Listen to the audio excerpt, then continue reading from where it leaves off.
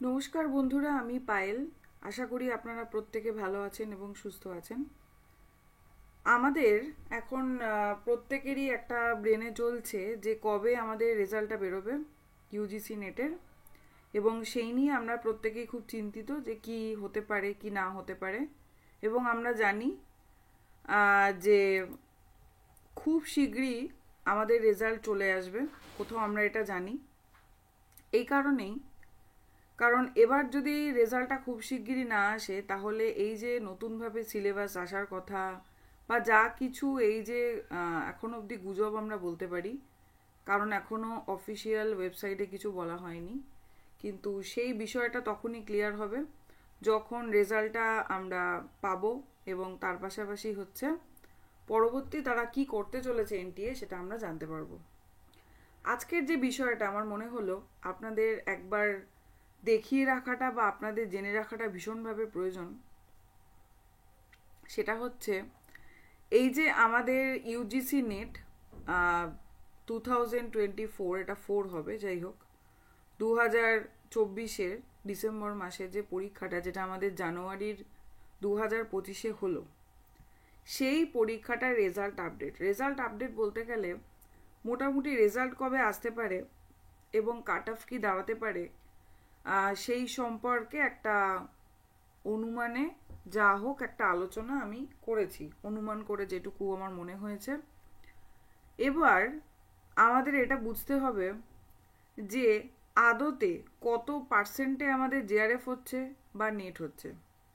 কারণ আমরা মোটামুটি জানি যে প্রথম 1%কে নেট দেওয়া হয়, জেআরএফ দেওয়া হয়, এবং 6%কে নেট দেওয়া হয়। কিন্তু পিএইচডি জন্য আলাদা করে কোনো পার্সেন্টেজ, যে কত পার্সেন্টেজ দেওয়া হবে বা কী বৃত্তান্ত ইত্যাদি কিন্তু কোনো ইনস্ট্রাকশন বা কোনো নোটিশ কিন্তু এখনও আমরা পাইনি। তবুও আমরা একটা যথেষ্ট নম্বর দেখেছি যে এত সংখ্যা স্টুডেন্টরা পিএইচডি পেয়েছে। একটু অ্যানালাইসিস করব এই কারণেই, তাহলে আমরা এটা ধারণা করতে পারবো যে এবার কি হতে চলেছে। দেখুন, এই যে স্লাইডটা রয়েছে, এই একটা স্লাইডের মধ্যে আমি পুরো বিষয়টা দিয়ে দেওয়ার চেষ্টা করেছি। একটু স্লাইডটা দেখুন, খুব বেশিক্ষণ সময় লাগবে না, তাহলেই আপনারা বুঝতে পারবেন। এর আগে আমাদের যে রি এক্সামটা হলো, এটা একবার দেখে নিই আমরা। রি এক্সাম জুন 2024 যে এক্সামটা হলো, আচ্ছা এখানে অনেকের প্রশ্ন ছিল যে কাট অফ কীভাবে হয় বা কি বেসিসে হয়, এটাও প্রশ্ন অনেকের ছিল। তো আমার মনে হয় এই একটা ভিডিওতেই সেই কোয়ারিটাও পূরণ হয়ে যাবে। একটু মন দিয়ে দেখুন। দেখুন, এখানে আমি লিখেছি টোটাল। প্রথমেই বলে দিই, এই সমস্ত ডেটা কিন্তু আমি এনটিএর যে ওয়েবসাইট, যেখানে কতজন পরীক্ষা দিয়েছে, কতজন অ্যাপেয়ার্ড হয়েছে, এই যে তথ্য সমস্ত কিছু দেওয়া থাকে, সেখান থেকে নেওয়া, আপনারা দেখে নিতে পারেন চাইলেই। তাই এগুলো কিছুই বানানো নয়। এবার এখান থেকে আমরা দেখব কিভাবে কি হচ্ছে। তাহলে রি এক্সাম জুন 2024 টোটাল পরীক্ষার্থী বা বলবো কারা ফর্ম ফিল আপ করেছে। ফর্ম ফিল আপ করেছে এখানে দেখুন 11,000, মানে 11,21,225, তাই তো? এই সংখ্যাটা একটু দেখুন, এতজন কিন্তু এই টোটাল মানে হচ্ছে টোটাল ফর্ম ফিল আপ করেছে, ঠিক আছে? কোনো সাবজেক্ট ওয়াইজ কিন্তু আমি বলছি না, টোটাল। তারপরে হচ্ছে অ্যাপেয়ার্ড মানে আমরা জানি পরীক্ষার্থী যারা পরীক্ষা দিতে গেছে বা পরীক্ষায় বসেছে।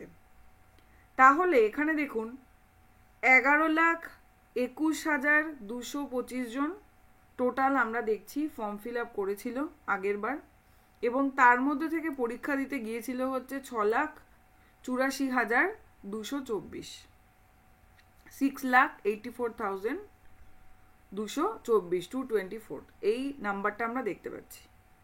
এবং আমরা যদি এর সাথে এটার পার্সেন্টেজ দেখতে যাই, তাহলে আমরা দেখব যে যতজন ফর্মটা ফিল আপ করেছে তার 61% এবার পরীক্ষা দিতে গেছে।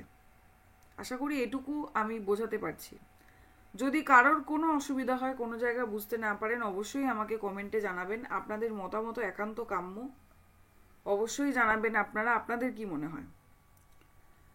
তাহলে কি হলো, টোটাল যে ফর্ম ফিল আপ করলো তার 61% কিন্তু পরীক্ষা দিতে গিয়েছিল।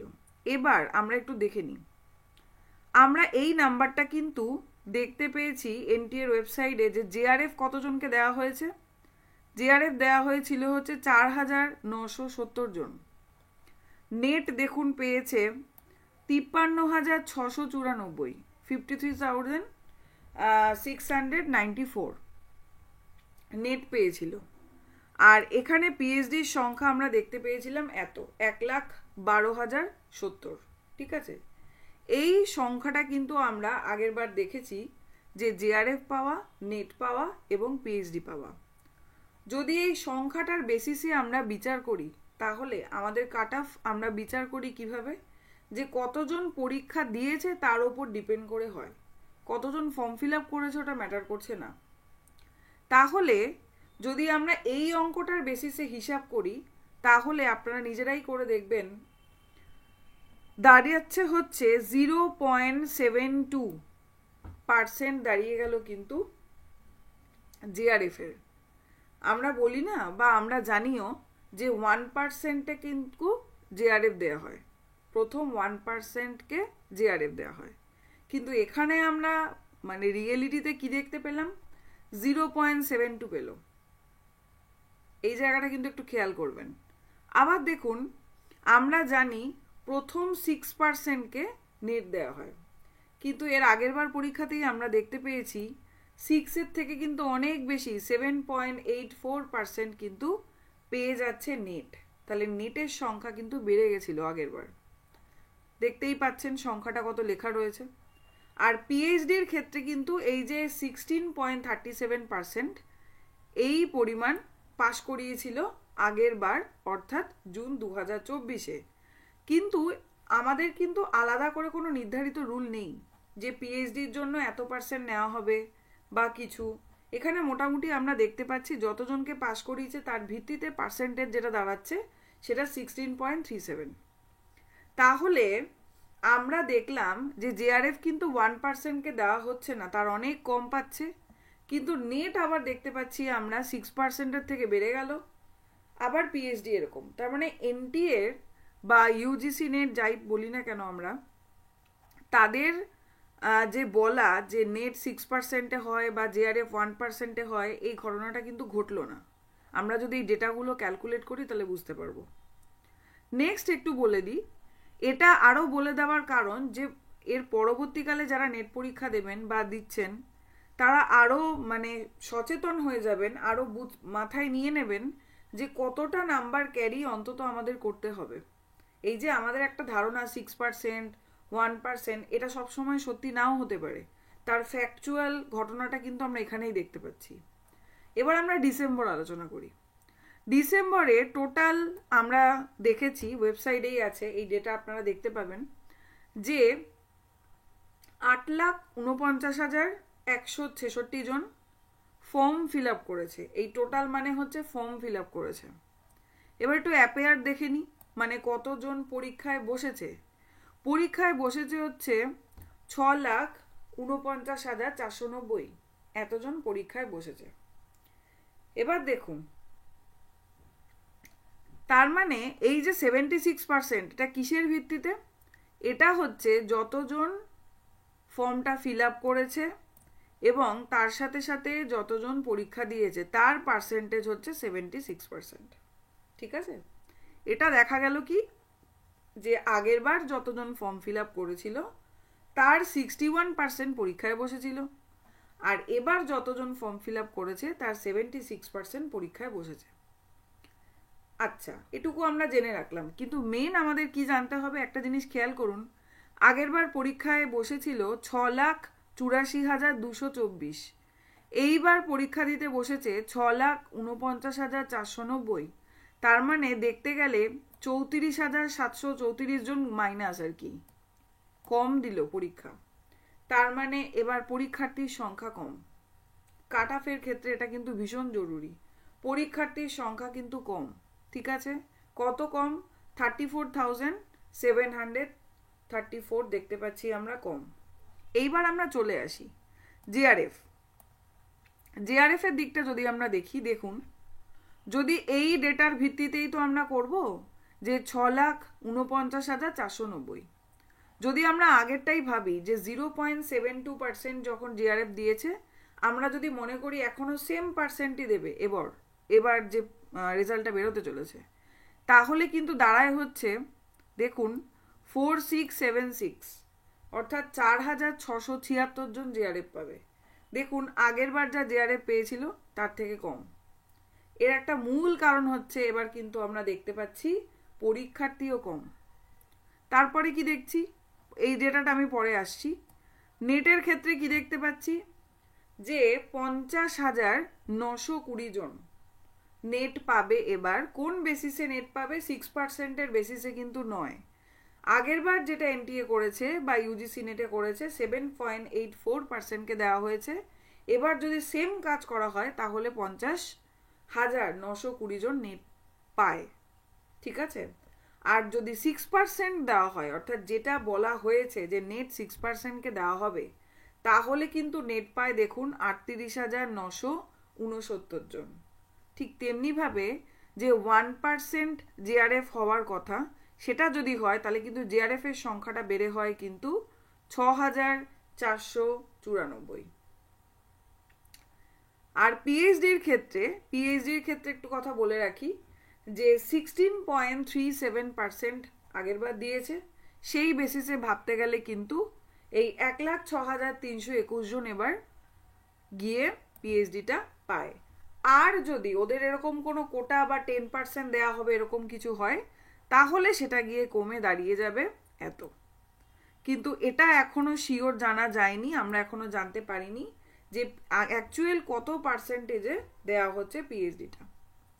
এইগুলো বলার একটাই উদ্দেশ্য হচ্ছে আমাদের যে ভবিষ্যতে যেটা হতে চলেছে সেটা সম্পর্কে আইডিয়া ক্লিয়ার থাকাটা ভীষণ প্রয়োজন। তার মানে এটা নয় যে জিআরএফ 1%-কে জিআরএফ দেওয়া হয়, কথা তাই কিন্তু কাজে কিন্তু হচ্ছে না। 6%-কে নেট দেওয়া হয়, কথা তাই কিন্তু কাজে কিন্তু হচ্ছে না। এটা আমরা আগের বারের রেজাল্টে দেখতে পেয়েছি। এর আগের বারও যদি আমরা বিচার করতে যাই আমরা এরকমই দেখতে পাবো। তাহলে এই জন্য দুটো পাশাপাশি ডেটা আমি রেখেছি বোঝানোর চেষ্টা করার জন্য যে আপনাদের এটা জেনে রাখাটা খুব প্রয়োজন। তার মানে আমাদের এতটাই ভালোভাবে পড়তে হবে যে জিআরএফ এর জায়গায় যদি উঠতে হয় তাহলে কিন্তু দেখতে পাচ্ছেন 1%-কেও দেওয়া হচ্ছে না, ঠিক আছে। কিন্তু যদি এবার এনটিএ সঠিকভাবে করে, অর্থাৎ 1%-কেই জিআরএফ দেয়, তাহলে কিন্তু আমাদের জিআরএফ এর সংখ্যাটা এটা দাঁড়ায়। আর যদি 6%-কেই নেট দেয় তাহলে কিন্তু এটা দাঁড়ায়। এইবার আপনারা আমাকে অবশ্যই কমেন্টে জানাবেন আপনারা বুঝতে পেরেছেন কিনা, বা আপনাদের কি মনে হয় এটা কি যেই কাজটাই আগেরবার এনটিএ থেকে করা হয়েছে, অর্থাৎ আমাদের রেজাল্টের ক্ষেত্রে এই যে পার্সেন্টেজের একটা হেরফের হয়েছে, এটা কি ভালো না খারাপ ভবিষ্যতের জন্য জিআরএফ ক্যান্ডিডেটদের জন্য বা নেটদের জন্য। এক্ষেত্রে দুদিক থেকে বলতে গেলে অনেকে বলবেন একদিকে ভালো হয়েছে, নেটের ক্ষেত্রে কিন্তু পার্সেন্টেজ বেড়ে গেছে, অর্থাৎ 7.84%, তো তারা খুব আনন্দিত হবেন। আবার অন্যদিকে ভাবতে গেলে জেআরএফ এর দিক থেকে কিন্তু পার্সেন্টেজ কমে গেল। সুতরাং এক্ষেত্রে যদি আমরা অ্যানালাইসিস করি তাহলে আমরা কি দেখছি যে নেটের দিক থেকে বেড়ে গেলেও জেআরএফ এর দিক থেকে কিন্তু কমে যাচ্ছে। তাহলে এই হচ্ছে বিষয়। এবার এটা আপনাদের ডেটাটা জেনে রাখা দরকার, তাহলে আমরা বলতে পারবো অন্ধের মতোই আমরা বলবো না যে হ্যাঁ 6%-কেই নেট দিচ্ছে এবং 1%-এই জিআরএফ দিচ্ছে, তা কিন্তু নয়। এটা কিন্তু পুরো ডেটাতেই ক্লিয়ার হয়ে যাচ্ছে। এই ডেটা আপনাদের সামনে আছে, স্ক্রিনশট নিয়ে নিতে পারেন, আপনারা নিজেরা ক্যালকুলেটরে হিসাব করে নিতে পারেন, ঠিক আছে। তাহলে আপনারা দেখে নিতে পারবেন এটা আদৌ ঠিক না ভুল। কোনো রকম সংশয় কোনো কিছু কোশ্চেন থাকলে অবশ্যই আমাকে আপনারা কমেন্টে জানাবেন। এবং আমার মনে হলো এই সম্পর্কে একটা স্বচ্ছ ধারণা আমাদের মোটামুটি জেনে রাখাটা খুব প্রয়োজন, যেহেতু আমরা এর পরীক্ষার্থী, পরবর্তীকালে আমরা প্রফেসর হব, রিসার্চ করব এবং এই সম্পর্কে আমরা লোককে পড়াবো। সুতরাং আমাদের স্বচ্ছ ধারণা থাকাটা খুব প্রয়োজন। আশা করি রেজাল্ট খুব তাড়াতাড়ি চলে আসবে, এই নিয়ে টেনশন করবার কিছু নেই।